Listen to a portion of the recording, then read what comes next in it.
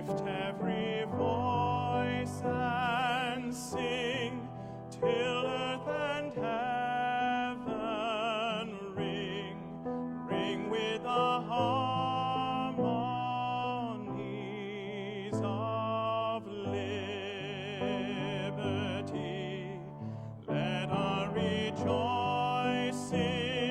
rise high as the listening skies. Let it resound loud as the rolling sea. Sing a song full of the faith that the dark past has taught us. Sing a song full of the hope that the present has brought us. Facing the rising sun of a new day begun, let us march on till victory is won.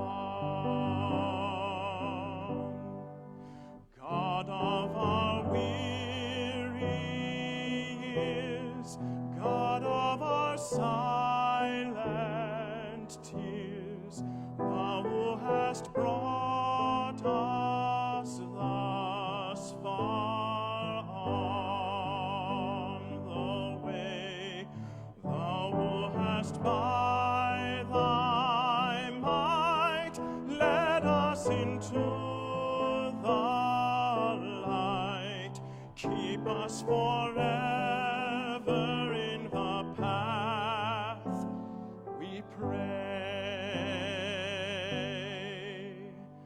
lest our feet stray from the places, our God, where we meet thee, lest our hearts, drunk with the wine of the world, we forget thee, shadowed beneath thy hand, may we forever stand, true to our God, true to our native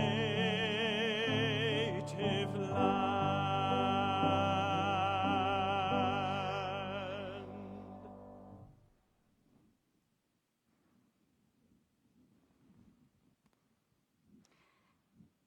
Well, good morning, St. John's family, and welcome to worship. We truly hope all of you had a blessed and relaxing, maybe even restful 4th of July. As our faith formation team prepares to meet next Sunday and continue to think about how to prepare our young disciples in the age of COVID-19, we thought we would share a little bit from the farewell letter we received last month from the former head of our Sunday school, Mrs. Sandy Haas. She writes, "Volunteers are the heart and soul of our church and the Sunday church school ministry, knowing them all, sharing in the joys and sadness of their days and their lives. Working side by side for the past 47 years and making so many dear close friends has been my reason to get up on Sunday mornings and make a difference." Friends, the great Christian educator Sophia Cavalletti wrote that in helping the child's religious life, far from imposing something that is foreign to him, we are responding to the child's silent request, "Help me to come closer to God by myself." The church needs a new generation of servants to answer that request, to build up the faith and change the lives of children, and in the process, be transformed in your own faith. Our children need you to help prepare their learning environment, to learn, to tell them the ancient stories of our faith, and to help them to know they are safe and respected as they come closer to God. Please join us by telling us that you will be a storyteller and a teacher for our children for a few Sundays this coming year. The mission is not just going to happen, We need to give our lives to it. And now I invite you to take a deep breath as we prepare our hearts and our minds and our souls for worship this morning.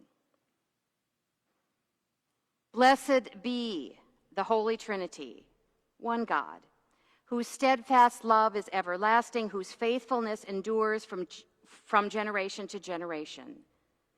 Amen.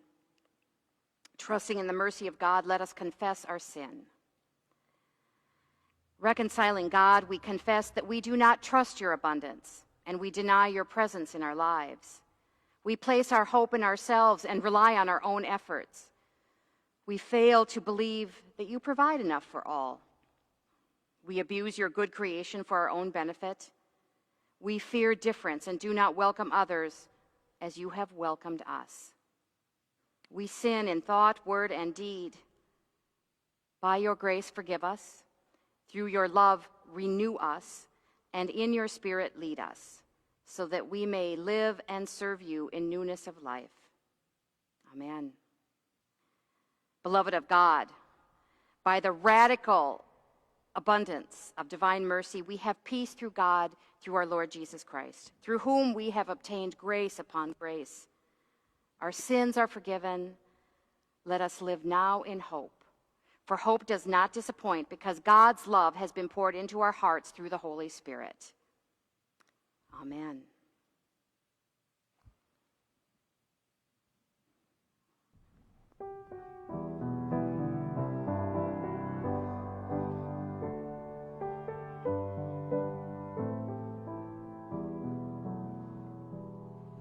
I heard the voice of Jesus say, "Come unto me and rest.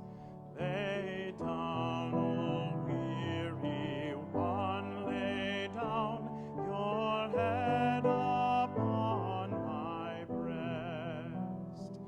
I came to Jesus as I was, so weary, worn, and sad. I found in him a resting place, and he has made me glad.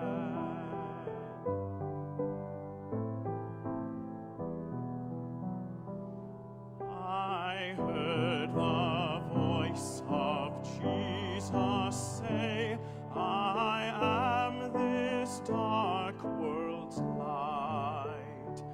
Look unto me, your morn shall rise, and all your day be bright."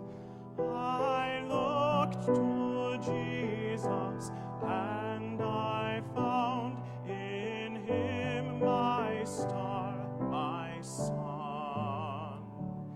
And in that light of life I'll walk till traveling days are done.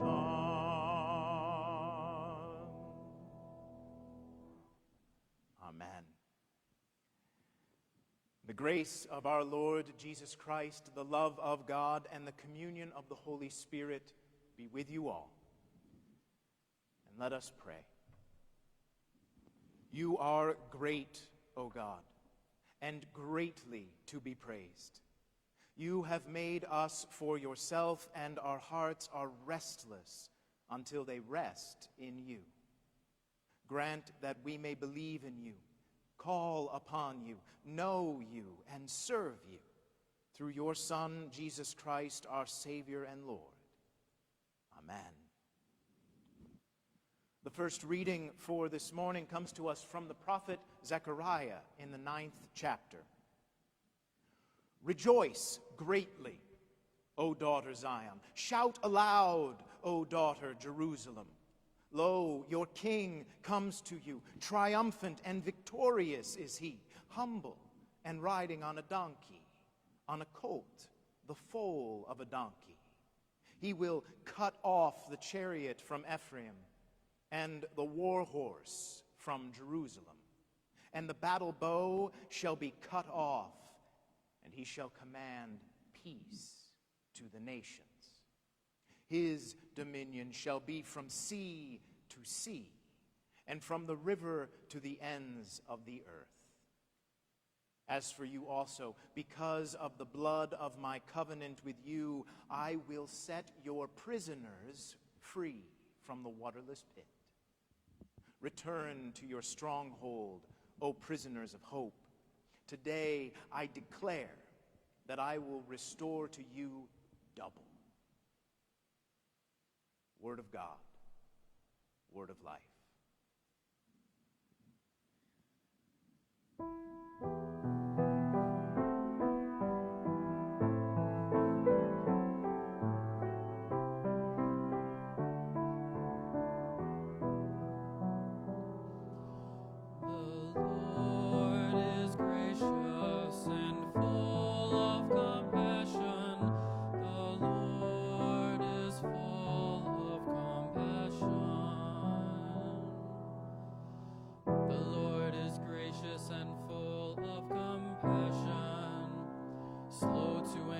Abounding in steadfast love. Lord, you are good to all, and your compassion is over all your works. The Lord is gracious and full of compassion. The Lord is full of compassion. All your works shall praise you, O Lord, and your faithful ones shall bless you. They shall tell of the glory of your kingdom and speak of your power, that all people may know of your power and the glorious splendor of your kingdom. Your kingdom is an everlasting kingdom. Your dominion endures throughout all ages. You, Lord, are faithful in all your words and loving in all your works. The Lord upholds all those who fail and lifts up those who are bowed down. The Lord is gracious and full of compassion. The Lord is full of compassion.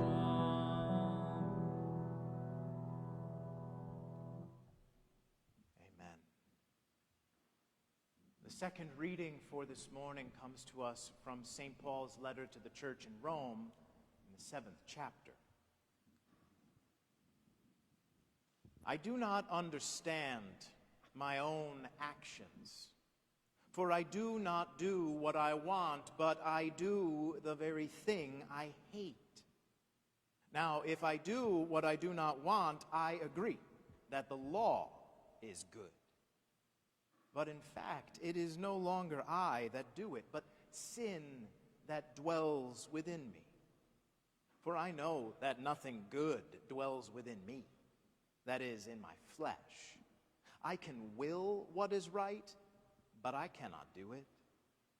For I do not do the good I want, but the evil I do not want is what I do. Now, if I do what I do not want, it is no longer I that do it, but sin that dwells within me. So I find it to be a law that when I want to do what is good, evil lies close at hand. For I delight in the law of God in my inmost self, but I see in my members another law at war with the law of my mind, making me captive to the law of sin that dwells in my members. Wretched man that I am, who will rescue me from this body of death? Thanks be to God, through Jesus Christ our Lord. Word of God, word of life.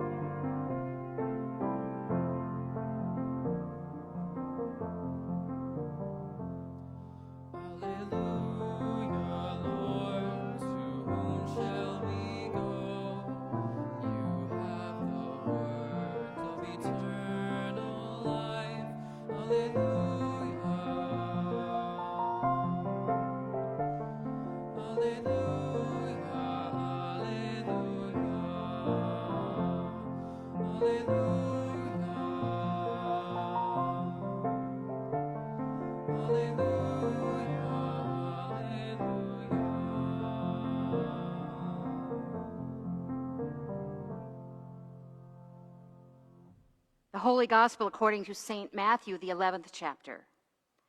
Jesus spoke to the crowd, saying, "To what will I compare this generation? It is like children sitting in the marketplaces and calling to one another. We played the flute for you, and you did not dance. We wailed, and you did not mourn. For John came neither eating nor drinking, and they say, 'He has a demon.' The Son of Man came eating and drinking, and they say, 'Look, a glutton and a drunkard, a friend of tax collectors and sinners.' Yet wisdom is vindicated by her deeds." At that time, Jesus said, "I thank you, Father, Lord of heaven and earth, because you have hidden these things from the wise and the intelligent and have revealed them to infants. Yes, Father, for such was your gracious will. All things have been handed over to me by my Father, and no one knows the Son except the Father, and no one knows the Father except the Son and anyone to whom the Son chooses to reveal him.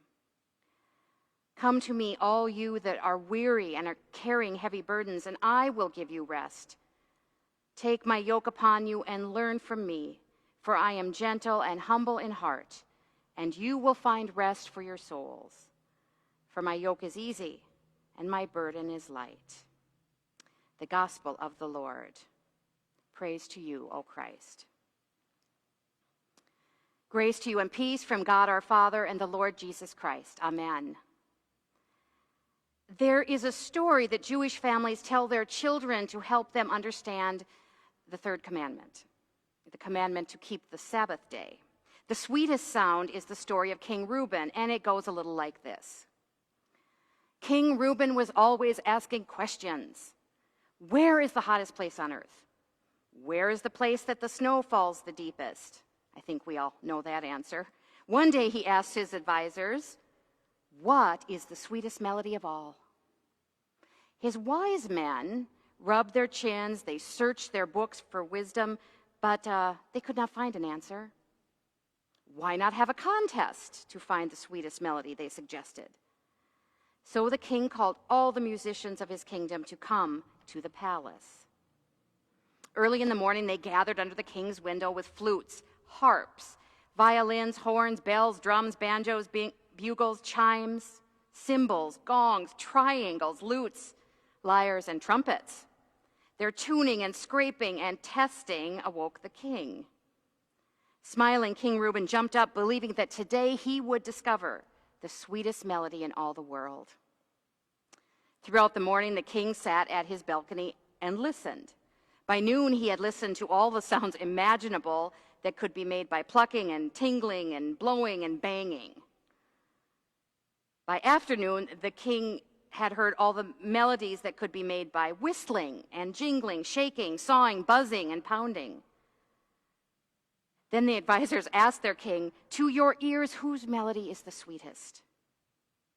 King Reuben had listened, but he could not tell which sound was the sweetest. One of his advisors suggested that he should have all the instruments play together at the same time. "A wonderful idea," said the king. All of the instruments rang. They bonged and blared and pealed and strummed and whistled together. King Reuben wrinkled his face and listened with all his might. The noise was so great he could not think. Just at that moment, a woman dressed in her Sabbath best pushed to the front of the crowd. It was now late Friday afternoon. "Oh, king, I have the answer to your question," she said. The king was surprised because she did not even have an instrument. "Why didn't you come earlier?" the king asked. The woman replied, "I had to wait until just before the setting of the sun." Sure enough, the sun was setting in the west. The musicians were still at their job, puffing, blowing, strumming. But again, there was so much noise, the king could hardly think, so he raised his hand. "Stop," he said. All the musicians put down their instruments. Taking 2 candles and placing them on the balcony railing, the woman lit them. Just as the sun was setting, the flames of the candles glowed. She lifted her voice and prayed, "Blessed art thou, O Lord our God, King of the universe, who sanctify us by thy commandments and commanded us to kindle the Sabbath lights." Then she took her hands away from her face. "He that has ears to hear, let him hear," she said. The king raised his head.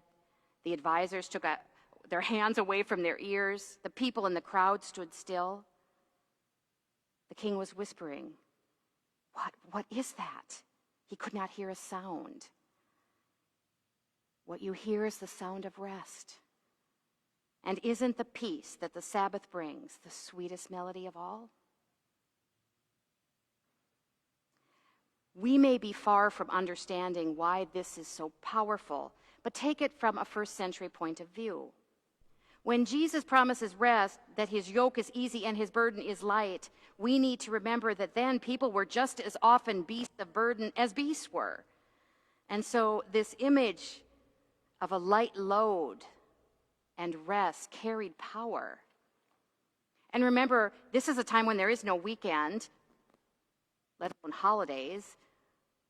And so that commandment to rest was inviting. For those of us who have heard the voice of Jesus, this invitation is a welcome one in our busy and, yes, noisy world. Think of it, though. Is there anything that can compare to it? What are we offered instead of rest? I came up with a few. To begin with, I don't know about you, but I receive catalogs that offer us any number of ways that are going to make our lives easier. That's their promise. Then there are the computer programs that keep track of almost everything. Our bills, they'll even do our taxes. We have our phones that are with us always. Yes, me too. And you can plan everything and put it on your calendar with notices. We have GPS, and this is all to make our lives easier. And of course, there's cable television, now streaming, that offers hundreds of channels from sports and news to reality shows, you name it, and so many times we still can't find anything to watch. Although from my Facebook, I see a lot of you tuned into Hamilton on Friday evening. But still, that was an event. And yet, during this time, does any of that really do the trick? The catalogs, the phones, television.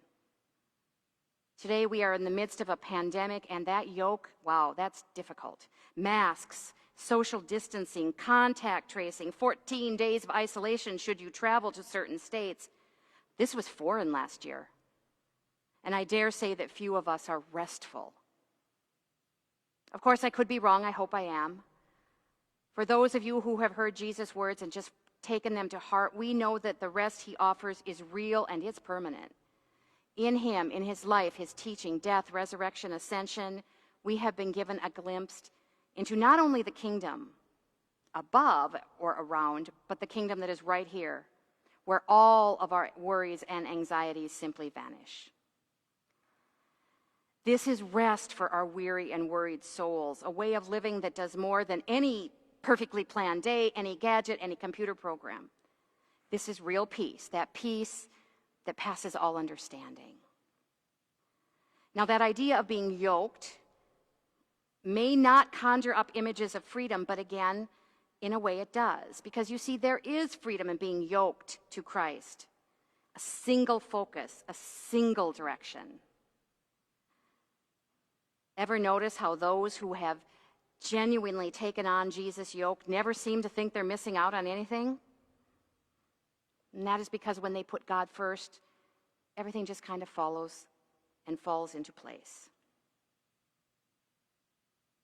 So come to me, Jesus says, all you that are weary and are carrying heavy burdens, and I will give you rest.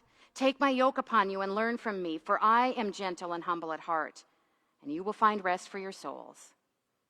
For my yoke is easy, and my burden is light. May all of us find an easier way with a light burden and that blessed, blessed, and wonderful rest that Jesus offers. Amen.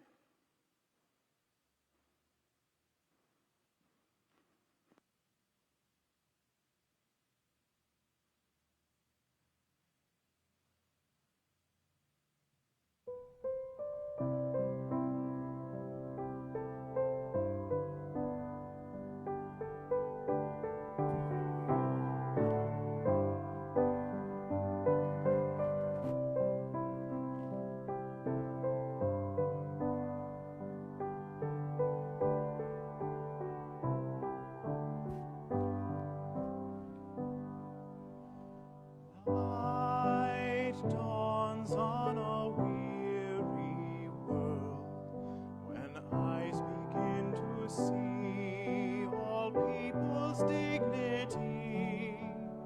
Light dawns on a weary world. The promised day of justice comes.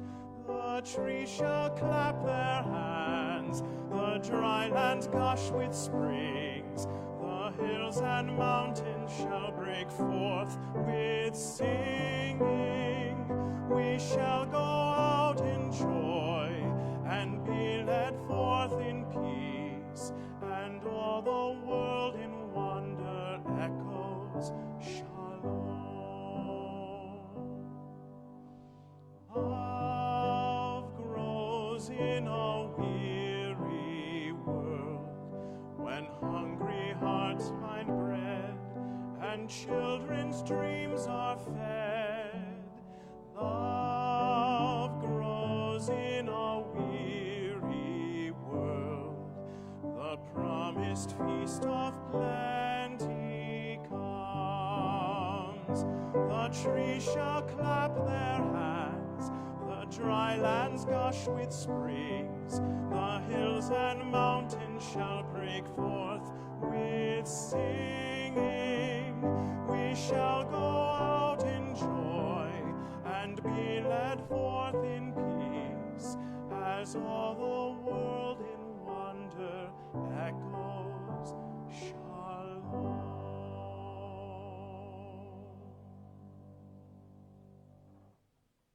Amen.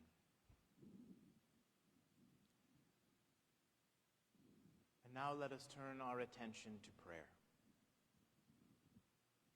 Called into unity with one another and the whole creation, let us pray for our shared world. We pray for the church. Sustain us as we share your word. Embrace us as we struggle to find our common ground. Lift up leaders with powerful and prophetic voices. Free us from stagnant faith. Hear us, O God, your mercy is great. We pray for the well-being of creation. Protect the air, water, and land from abuse and pollution. Free us from apathy in our care of creation and direct us toward sustainable living.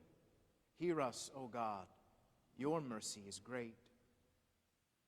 We pray for the nations, especially the United States and Canada, who are celebrating their nationhood. Guide leaders in developing just policies and guide difficult conversations. Free us from patriotism that hinders relationship building. Lead us to expansive love for our neighbor. Hear us, O God. Your mercy is great. We pray for all in need, for all who are tired, feeling despair, sick or oppressed. Take their yoke upon you and ease their burdens, O Lord. Give your consolation and free us all from that keeps us bound. Hear us, O God. Your mercy is great. We pray for this congregation. Bless us and all our congregational leaders. Energize our children's ministry, our church administrators, and those who maintain our building. Shine in this place, that we might notice the ways of your love and how it transforms our lives. Hear us, O God. Your mercy is great. We give thanks for those who have died in the faith, especially this day for John Bolt, who we remembered yesterday. Welcome them into your eternal rest and comfort us in your grief until we are joined with them in new life. Hear us, O God. Your mercy is great. Receive these prayers, O God, and those too deep for words, through Jesus Christ our Lord, who taught us to pray. Our Father, who art in heaven, hallowed be thy name. Thy kingdom come, thy will be done on earth as it is in heaven. Give us this day our daily bread, and forgive us our trespasses, as we forgive those who trespass against us. And lead us not into temptation, but deliver us from evil. For thine is the kingdom, and the power, and the glory, forever and ever. Amen.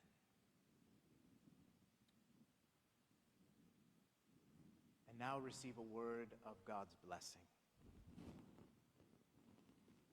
Neither death nor life, nor angels nor rulers, nor things present nor things to come, nor powers, nor height, nor depth, nor anything else in all creation will be able to separate us from the love of God in Christ Jesus.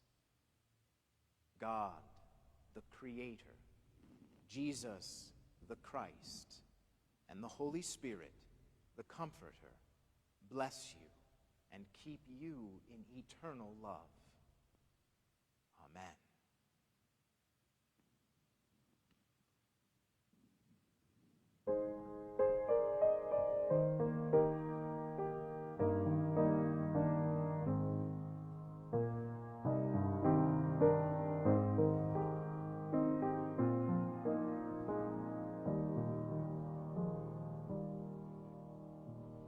Lord of all hopefulness, Lord of all joy, whose trust ever childlike no cares could destroy, be there at our waking, and give us, we pray, your bliss in our hearts, Lord, at the break of the day.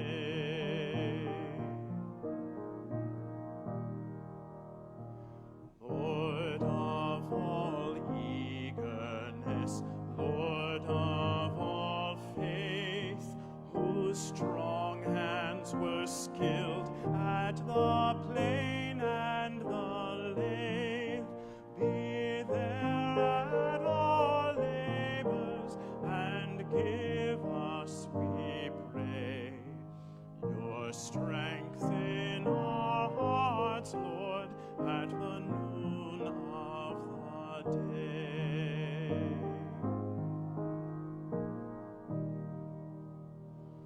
Lord of all kindliness, Lord of all grace, your hands swift to welcome, your arms to embrace, be there at our homing, and give us, we pray, your love in our hearts, Lord, at the eve of the day.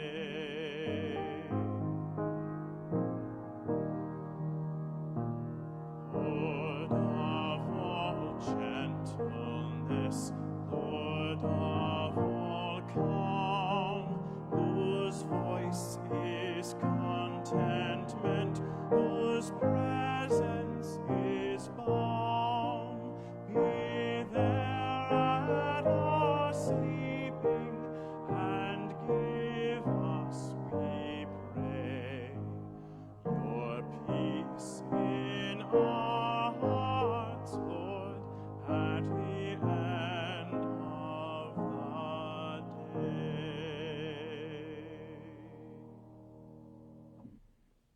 Go in peace, Christ is with you. Thanks be to God.